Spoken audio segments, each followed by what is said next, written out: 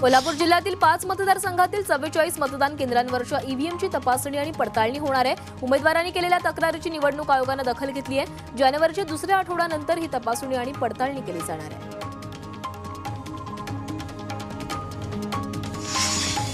सोलापुरातील मार्कडवाडीच्या फेरमतदानाची मागणी फेटाळण्यात आली आहे। मतदान आणि मतमोजणीवर प्रतिनिधींचा आक्षेप नसल्याचं सांगत तहसीलदारांनी अर्ज निकाली काढला आहे। अकोल्यात वंचितच्या कार्यकर्त्यांना 3 वर्षांसाठी निलंबित करण्यात आले। अकोला जिल्हा परिषद अध्यक्ष यांच्या गावात उमेदवाराला फक्त 99 मतं मिळाली। याचा जाब विचारण्यासाठी गेलेल्या कार्यकर्त्यांवर ही कारवाई करण्यात आली आहे। यापुढेही पक्षातील पदाधिकाऱ्यांवर टीका केल्यास कारवाई करण्यात येईल असा इशारा देण्यात आला आहे। शरद पवारांनी पक्षाच्या आमदारांची बैठक बोलावली आहे। मुंबईतील पक्ष कार्यालयात दुपारी 3 वाजता बैठक होणार आहे। बैठकीत पक्षाचा गटनेता, विधिमंडळ पक्षनेता आणि मुख्य प्रतोद यांची निवड होण्याची शक्यता आहे। प्रदेशाध्यक्ष जयंत पाटील यांच्या उपस्थितीमध्ये ही बैठक पार पडेल।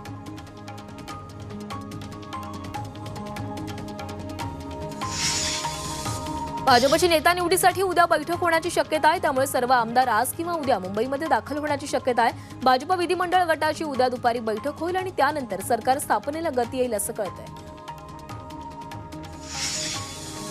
महायुती सरकारच्या पहिल्या अधिवेशनाची तारीख ठरल्याची माहिती सूत्रांनी दिली आहे। पहिलं हिवाळी अधिवेशन नागपुरात 16 ते 21 डिसेंबर दरम्यान पार पडणार आहे।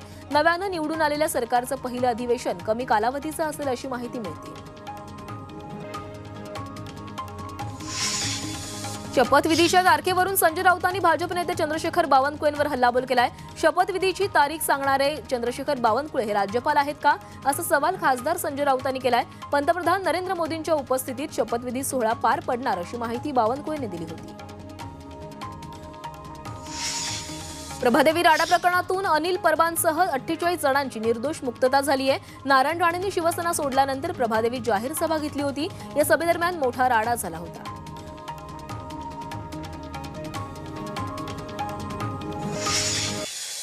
आजपासून 5 डिसेंबरपर्यंत मुंबई शहर आणि उपनगरासह ठाणे भिवंडीत पाणी पुरवठ्यात 10% कपात होणार आहे। पिसे इथल्या न्यूमॅटिक गेट सिस्टीममध्ये बिघाड झालाय आणि याची दुरुस्ती केली जाणार आहे। याचा पाणी पुरवठ्यावर परिणाम होणार आहे। त्यामुळे पाणी जपून आणि काटकसरीने वापरा असं आवाहन मुंबई महानगरपालिकेने केलं आहे।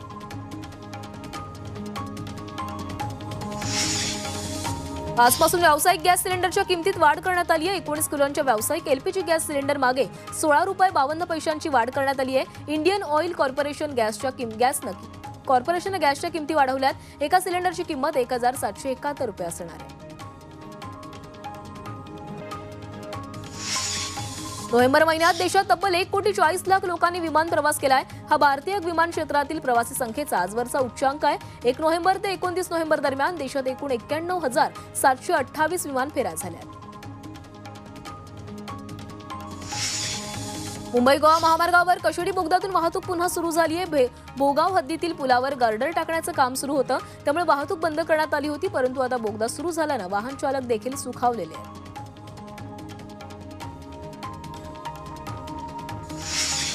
वीज बिलाच्या थकबाकीमुळे कायमस्वरूपी कनेक्शन तोडलेल्या घरगुती व्यावसायिक आणि औद्योगिक ग्राहकांना 31 डिसेंबरपर्यंत मुदतवाढ देण्यात आली आहे। तर वीज बिलाची रक्कम न भरल्यास कायदेशीर कारवाई केली जाणार आहे।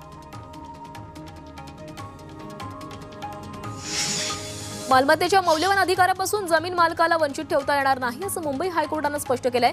नवी मुंबई शहर वसवण्याच्या प्रकल्पासाठी सिडकोनं अशोक आणि अतुल पुराणिक यांची जमीन घेतली होती। या प्रकरणी त्यांना उर्वरित नुकसान भरपाई देण्याचे आदेश कोर्टानं राज्य सरकारला दिले।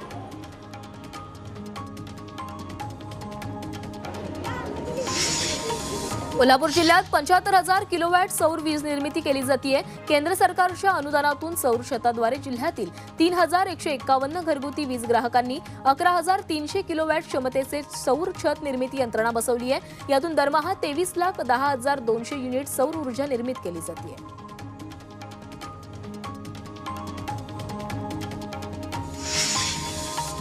कोल्हापुरातल्या ऐतिहासिक रंकाळा तलावात लवकरच लाईट इफेक्टसह म्युझिक फाउंटन उभं केलं जाणार आहे। यासाठी राज्य शासनाने 5 कोटींचा निधी मंजूर केलाय। त्यामुळे कोल्हापूरकरांचं मरीन ड्राईव्ह असणाऱ्या रंकाळा तलावाचं सौंदर्य अधिकच खुलून दिसणार आहे।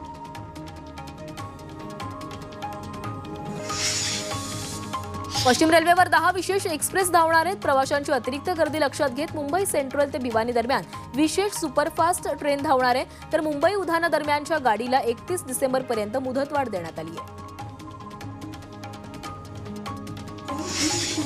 6 डिसेंबर रोजी महापरिनिर्वाण दिनानिमित्त होणारी प्रचंड गर्दी लक्षात घेऊन रेल्वे प्रशासनाने मोठा निर्णय घेतलाय। निवडक स्थानकांवर प्लॅटफॉर्म तिकिटांच्या विक्रीवर तात्पुरती बंदी असणार आहे। सीएसएमटी, दादर, ठाणे आणि कल्याण या स्थानकांचा यामध्ये समावेश आहे। रेल्वेच्या विविध विभागातील रिक्त जागा भरण्यासाठी एकूण 11,40,931 उमेदवारांनी परीक्षा दिली आहे, तर 6,99,416 उमेदवार गैरहजर होते। भरती परीक्षेमध्ये सहाय्यक loco pilot, station master, train manager, कनिष्ठ अभियंता या पदांचा समावेश होता। करमाळा तालुक्यातील जेऊर रेल्वे स्थानकावर रेल्वे गाड्यांना थांबा मिळावा या मागणीसाठी सोलापूर विभागाचे रेल्वे व्यवस्थापक यांना प्रवासी संघटनेच्या वतीने निवेदन देण्यात आले। हुतात्मा एक्सप्रेस आणि उद्घाटन एक्सप्रेसला जेऊर स्थानकावर थांबा मिळाल्यास प्रवाशांना फायदा होऊ शकतो। सर्वसामान्यांच्या प्रवासाचं साधन असलेल्या एसटीचा प्रवास महागण्याची शक्यता आहे। एसटी महामंडळाने तब्बल 14% भाडेवाढीचा प्रस्ताव शासनाकडे पाठवल्याची माहिती सूत्रांनी दिली आहे। 100 रुपयांमागे 15 रुपये दरवाढ होण्याची शक्यता आहे। नाशिकमध्ये सीबीएस ते म्हाडा वसाहत दरम्यान सिटी लिंक बस सेवा सुरू करण्याचा निर्णय घेण्यात आलाय। यामुळे या मार्गावरून प्रवास करणाऱ्यांना नागरिकांना मोठा दिलासा मिळणार आहे। अनेक वर्षांपासून या मार्गावर बस सेवा सुरू करण्याची मागणी होती, मात्र अखेर ही मागणी पूर्ण झाली आहे। पुण्यात पीएमपीएमएल बसमधून विनातिकीट प्रवास करणाऱ्यांवर कारवाई करण्यात आली आहे। 10 महिन्यात 15,000 प्रवासी विनातिकीट प्रवास करताना आढळून आलेत। त्यामुळे विनातिकीट प्रवास करणाऱ्यांना 50 ते 500 रुपयांपर्यंत दंड आकारला जातोय। सिग्नल तोडल्यास पीएमपी बस चालकांवर दंडात्मक कारवाई होणार आहे। नियम मोडणाऱ्या चालकांना 1,200 रुपयांचा दंड भरावा लागणार असून त्यांच्यावर निलंबनाची कारवाई होण्याची शक्यता आहे। आतापर्यंत प्रवाशांच्या तक्रारीनुसार 2 कर्मचाऱ्यांवर कारवाई झाली आहे।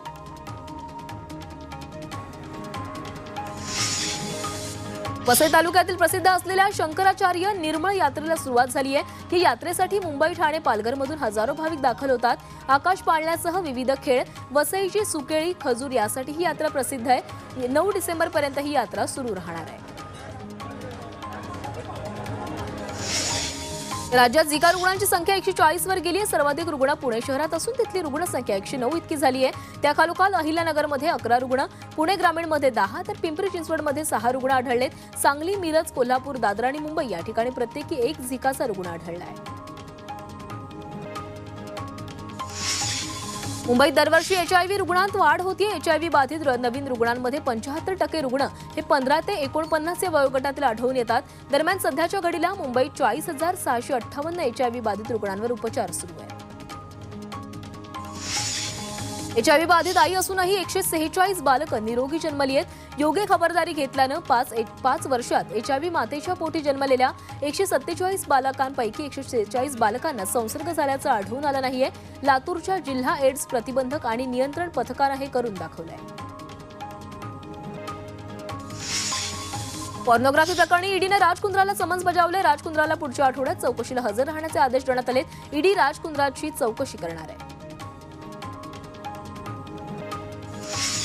अक्कलकोट विधानसभा निवडणुकीत गैरहजर राहणाऱ्या 61 कर्मचाऱ्यांना कारणे दाखवा नोटीस बजावण्यात आली आहे। 19-20 नोव्हेंबरला अधिकारी आणि कर्मचाऱ्यांची नियुक्ती केली होती, मात्र प्रशासनाला कोणतीही सूचना न देता हे कर्मचारी गैरहजर राहिले।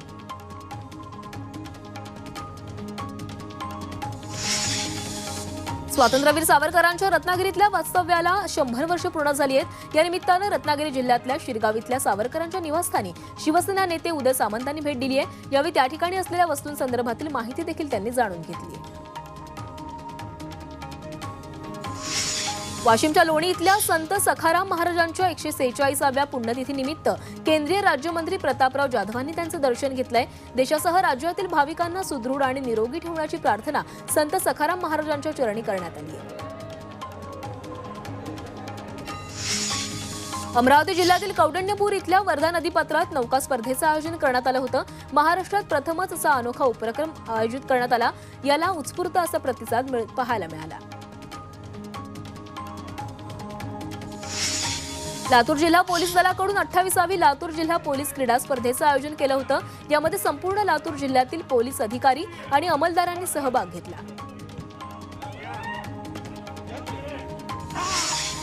वाशिममधील युवा शेतकऱ्यांना 1 एकरावर फ्लॉवर पिकाची लागवड केली आहे। सध्या पीक चांगलंच बहरलं असून त्यांना 2 लाख उत्पन्न मिळण्याची अपेक्षा आहे। फ्लॉवरच्या लागवडीसाठी 45,000पर्यंतचा खर्च लागलाय। पुण्यातील भोर तालुक्यात 95% भात कापणी पूर्ण झाली आहे। शेतात आधुनिक तंत्र सामग्रीच्या सहाय्याने भात कापणी करण्यावर शेतकऱ्यांचा अधिक भर दिसतोय। त्यामुळे आधुनिक हार्वेस्टर यंत्राचा वापर करून शेतकरी शेती कामात मग्न असलेले पाहायला मिळतात।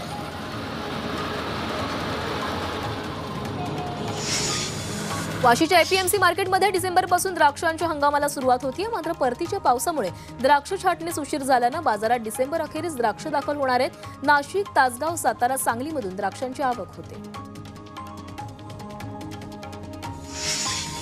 हिंगोली जिल्ह्यातील बदलत्या वातावरणाचा जांब आणि सीताफळ शेतीला फटका बसतोय। दुकानमुळे फळंही गळून पडत आहेत, तर जांबा पिकावर आळ्यांचा प्रादुर्भाव झालाय। यामुळे पंचनामे करून नुकसान भरपाई देण्याची मागणी शेतकरी करतात। उल्हासनगर शहरातील रस्त्यांची दुरवस्था झाली आहे। खड्डे आणि धुळीमुळे रस्त्यांवर वाहन चालवणं अवघड झालंय।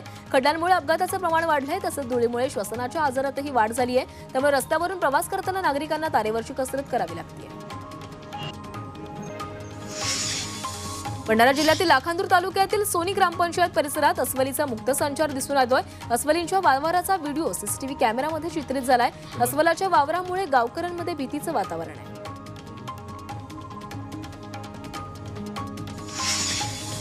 माणगावच्या काळा नदीपात्रात महाकाय मगरींचा वावर दिसतो। या नदीचा वापर मासे पकडण्यासाठी आणि कपडे धुण्यासाठी केला जातो। त्यामुळे परिसरातील नागरिकांमध्ये भीतीचं वातावरण पसरलंय। जव्हारमध्ये सातत्यानं बिबट्याचा वावर दिसून येतोय, त्यामुळे नागरिकांमध्ये भीतीचं वातावरण पसरलंय। तसंच याकडे वन विभागाकडून दुर्लक्ष होत असल्याचा आरोप नागरिकांकडून करण्यात येतोय।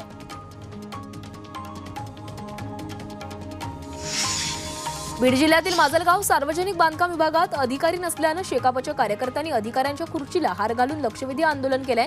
गेल्या 3 महिन्यांपासून या कार्यालयाला अधिकारी उपलब्ध नसल्यानं कार्यकर्त्यांनी संताप व्यक्त केलाय। भंडाऱ्यात एका ट्रकसमोरील चाका निसटल्यानं ट्रक उलटलाय। ट्रकमध्ये असलेली धानाच्या पोत्या रस्त्यावर पडल्यानं काही काळासाठी वाहतूक विस्कळीत झाली होती। दोन्ही बाजूला वाहनांच्या लांबच लांब रांगा लागल्या होत्या। हिंगोलीच्या कळमनुरी तालुक्यातील कामठा इथल्या 42 वर्षीय व्यक्तीने गळफास घेऊन आत्महत्या केली आहे। महिला बचत गटाकडून घेतलेले कर्ज कसं फेडायचे या विवेचनेतून त्यांनी आपलं जीवनयात्रा संपवली।